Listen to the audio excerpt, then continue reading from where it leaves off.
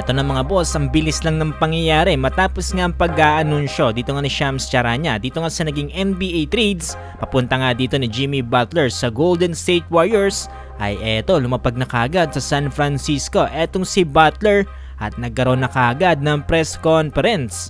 Ano nga ba ang sinabi ni Jimmy Butler patungkol nga sa pagpunta niya sa Warriors? Kailan nga ba natin siya mapapanood dito para sa Warriors? Official na ring na-welcome etong si Luka Doncic dito nga sa home court ng Los Angeles Lakers dito nga sa naging laban nila kontra sa Warriors.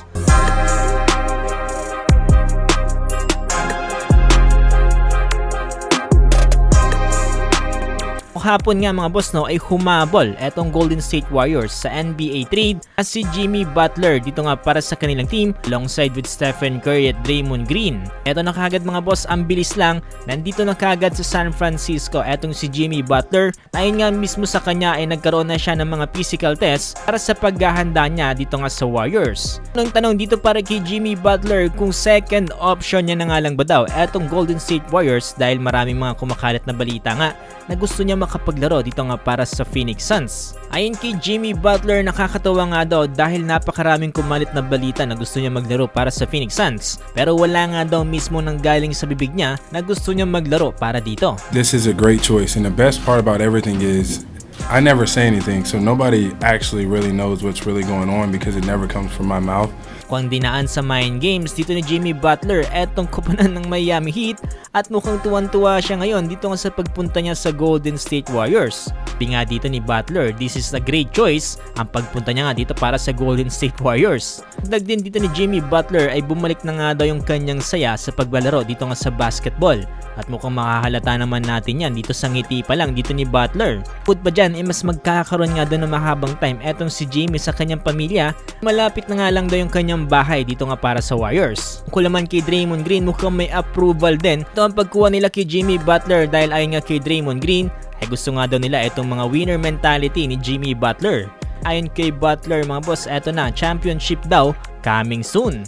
Yo, Dub Nation, Jimmy Butler here, just touched down, do this physical, super excited, ready to win, ready to work, ready to put on a show for y'all. Let's get it, championship coming soon. Kailan nga ba maglalaro si Jimmy Butler? Well, ayon sa management, nakatakda na maglaro etong si Jimmy Butler sa magiging laban nila kontra sa Chicago Bulls. Linggo naman yan para sa Pilipinas. Tatari naman talagang gusto dito ni Jimmy Butler dito para sa Warriors dahil matapos nga naging trade na yan, kagad nga siyang pumirma ng contract extension na nagkakalaga ng $113 million sa loob lamang yan ng 2 years. Ito mga boss, during sa laban ngayon ng Golden State Warriors at kontra nga dito sa Los Angeles Lakers, initial na rin inintroduce etong si Luka Doncic ang araw dito sa laban nila. At ito sa dugout, nahagip pa ng camera etong si Luka Doncic, nagkamali pa dahil imbis kasi na pumasok mo sa locker room ng Lakers, ay dediretso sana siya dito sa locker room ng kalaban. Hindi pa talaga nagsisink in para kilukan ng Lakers na siya. Ito mga boss grabe ang first half na ginawa dito ng Lakers kontra nga dito sa Warriors. Inambakan lang naman mga boss dito ng Lakers etong Warriors without Luka Doncic. King epekto mga boss sa Warriors ang pagkakawala dito ni Andrew Wiggins. Wala pa naman si Butler dito sa Warriors pero gayon din naman para dito sa Lakers, hindi rin sila kumpleto.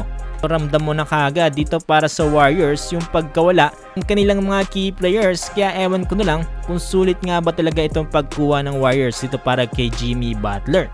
Kapagtala pa ng 3-pointer from the logo etong si LeBron James bago nga matapos ang first half. Ramdam na ramdam talaga mga boss yung sigla ni LBJ sa pagdating dito ni Luka Doncic.